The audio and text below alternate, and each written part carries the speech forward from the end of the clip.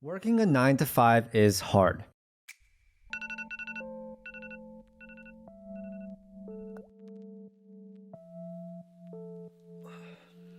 You wake up,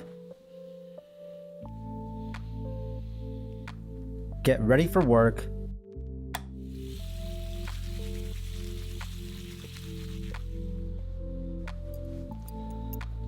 prepare yourself mentally, and drive to work. You have a predictable day, but you've been doing this for years and the monotony is getting to you. In a way, you feel stuck, like you can't do things for yourself. Your boss should be you, not Joe Schmo over there. Then you think, wait a sec, I can design my life.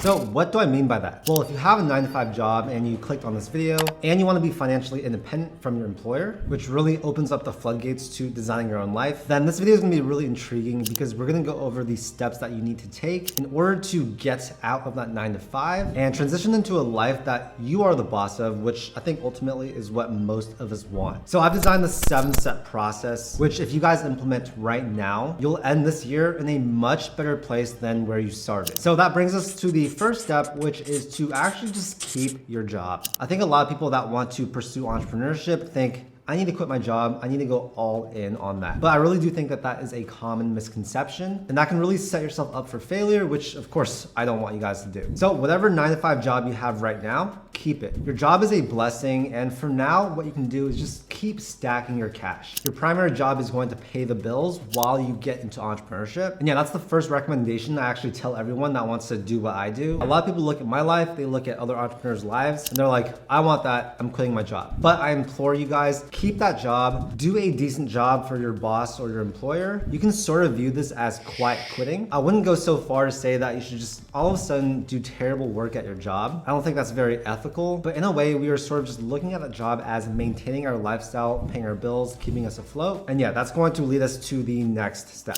All right, step 2 is to build a timeline. Creating a timeline is a very, very important step that I think a lot of people actually skip over, but you really need to ask yourself, what are my goals and when do I actually want to quit my job by? This is going to hold yourself a lot more accountable. It's going to give you a certain set date that you actually want to quit your job by. And that's going to put a lot more pressure on you. And yes, that's the good type of pressure, and force yourself to start generating money outside of work. It's really important to give yourself some clarity and sort of break down your ultimate goal, which is to leave your job, into all these little steps and timelines. What those steps are is ultimately for you to decide. But of course, we want to tell ourselves, we want to hold ourselves accountable to actually getting out by that set date. So whether that's 3 months from now, 6 months from now, 12 months from now, or even longer, look at your priorities, look at your situation, and come to a conclusion on that timeline. That leads us into step 3, which is identifying a high value skill. So the definition of a high value skill, at least for me, is a skill that not that many people do, requires some type of specialized knowledge, and it has to be something that I can charge at least $50 per hour for. I know identifying a high value skill is a tough step for a lot of people. I think most people think, I don't have the types of skills that you can charge a lot of money for, but I encourage you guys, dive deep down, think about all the different things that you can do that can add value to other people's lives. For example, when I was in high school, I was obsessed with photography. And I didn't know at the time, but I was building a very high value skill that later on in the future would help me make a lot of money. So think about the skills that you are good at, take a piece of paper out and literally start making a list. Do one column of things that you already know how to do, and then do another column of high value skills that you are really passionate about or want to learn. From there, analyze what you have written down and choose 1 to 2 of those high value skills. If it's a skill that you don't have that much experience in, well, the great news is that you can build that experience right now. You can literally go out there, learn about it on YouTube for free, and then start building your skills by just doing it. The great thing is that this is likely going to not cost you any money. So you can do this while still working your job and solidify that high value skill. Oh, and if you guys want some ideas for some high value skills, I'll link a video down below that I made. But yeah, essentially there's going to be thousands and thousands of high value skills out there. So that's going to bring us into the next step, which is basically just doing that service for clients, right? So the whole thing about this step is that we are diversifying our income. We're going from one income source, which is our main 9 to 5 job. And adding another one, which is doing this high value skill for clients. Essentially, with one step, you are able to literally double your income sources, which is really cool. Remember, for now, this is going to be your side hustle, right? So it's not your main source of income, rather it's supplementing your income. That's why going back to step one, what I want you guys to do is just to keep your job. When you keep your job, you're able to start building the service as a side hustle. There's not that much pressure, and it allows you to learn and grow without having the pressure of paying your bills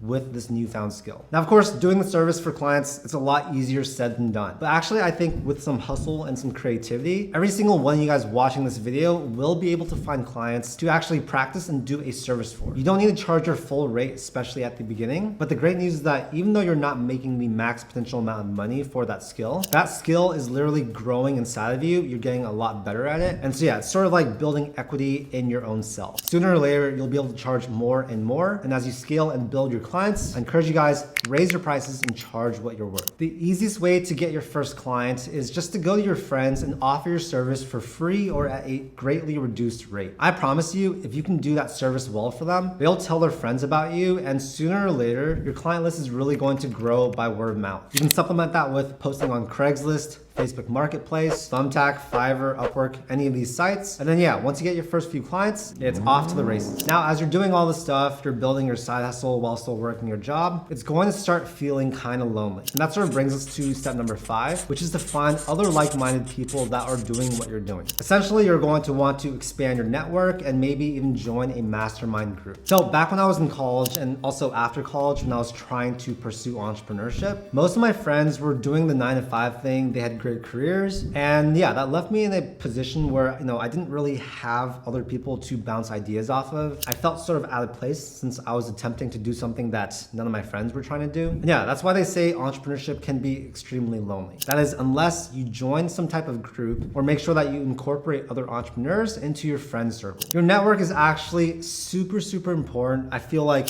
any entrepreneur, if they lack that type of network, the ceiling of what they can actually accomplish is going to be severely limited. And yeah, for me, masterminding, talking to other friends that are also in business, this has been one of the most crucial things that I have done over the last few years. And I'll say right here, right now, that I directly credit over $1 million of my earnings to masterminding. So find other people that want to leave their job. Find other entrepreneurs that have already been successful. There's so many different ways you guys can network with these types of people, either through social media or even in person. And if you set this as a priority, I guarantee you it's going to be one of the greatest things you do. So after doing those 5 steps, that's going to lead us to step 6, which is the fun one. When your side hustle income can actually support your living expenses, that is going to be a good time to quit. And that's essentially step number 6. By the time you reach this step, you're going to have grown so much as an entrepreneur. You'll probably be very glad that you kept your job, as you'll see that the income was probably pretty hard to start up, but once the ball got rolling, it got easier and easier. And yeah, quitting, especially if you want to, is going to be one of the happiest days of your life. When you put in the work to build up an additional source of income, especially one that can actually support you and your family, then quitting becomes that much easier. It's no longer a bad thing, rather it's a really good thing. You'll notice that when you quit your job, your mental space is going to free up a lot, and you'll be able to dedicate a lot more time and resources into building your side hustle, which has now become your main hustle. From there, you'll see even more growth. And since working for yourself allows you to become a better overall entrepreneur with more skills, this can actually lead to other businesses that you want to start and diversifying your income streams even more. But I think the most important part, which is actually step number 7, is to focus on your marketing. If you want to make $5,000, $10,000, $20,000 a month or more with your service-based business, it's going to be really important that you are continually finding new clients. Now, the best way to find clients is going to be organic marketing. By using social media and telling the world that you offer this service, you're going to, number 1, increase the amount of people that know you do that service. 2, make yourself the first person that comes to mind when that person thinks of that service. And 3, of course, that's going to lead to way more clients. For example, let's go back to that example of becoming a photographer. If you start posting on Instagram, TikTok, and YouTube, showing people just how amazing you are at photography and giving them some value, I guarantee you, you're going to be the first person that your circle thinks about when they think photographer. So if someone's looking to get married or someone's looking to, throw a baby shower or whatever, they're gonna think, oh, I want to document this event and I need a photographer. Which photographers do I know? Charlie. Social media is how I built my photography business, and that same concept is going to apply to whatever business you're doing. The trick here here is to give value, post consistently, and use social media sort of like a portfolio. The more skills you can show off and the more you can actually help other people with your content, the more likely they're going to eventually buy from you. And so yeah, when you do steps 1 through 7, get to the end and then start repeating steps 3 through 7, this will allow you to build your first business, your second business, and whatever other businesses you guys can dream up. But the pressure is on because you need to start this as soon as possible. Don't delay, because the more you wait, the more this timeline is gonna get pushed out, the more comfortable you're gonna get at your job. Yeah, we want our best life to start as soon as possible. And the best thing you guys can do literally after watching this video is to start putting the steps into motion. Now, before I end this video, I actually want to quickly go over some big mistakes that people do. The first is that for someone with a 9-to-5 job, they think, I want to go into business, I want to be an entrepreneur, I'm going to start a business with a high fail rate. I mean, you guys have all heard these statistics. Most businesses end up fizzling out after a few years. And when you get into a certain category of businesses, which mostly are just going to be not service-based businesses, the fail rates are even higher. So if you're a new entrepreneur, I don't recommend you guys try something that takes a lot of resources, takes a lot of money, and could easily fail. That's not gonna be a good foray into entrepreneurship. It's not gonna make you want to stay an entrepreneur. And that's why I really focus on starting to build that side hustle, starting to build that service-based business. That is way more sustainable. It's way more likely that you'll be able to succeed. And having immediate cash flow like that is really what's going to allow you to be able to quit your job. Another big mistake that people make is that they quit their job without adequate savings. Entrepreneurship is hard. It's actually really hard to start making money, especially at the beginning. And then it can also be very volatile. So that's why, going back to step number 1, I really emphasize keep your job and hold on to that job until your side hustle can actually pay for your lifestyle. If you insist on quitting without doing that first, then at a minimum have 6 to 12 months of money saved up, and that will hopefully give you guys enough runway before your business starts making money. And then the third big mistake people do is they don't think social media is important. If you guys don't do social media, I guarantee you that whatever service-based business you guys eventually find yourself doing is going to be severely capped. You'll likely be capped in the low 6 figures, but if you want to make mid to high 6 figures, 7 figures, or even more, you're going to need some type of leverage. You're going to need a lot more people to know what you do, and that is where social media comes in. So again, I just want to emphasize, at some point,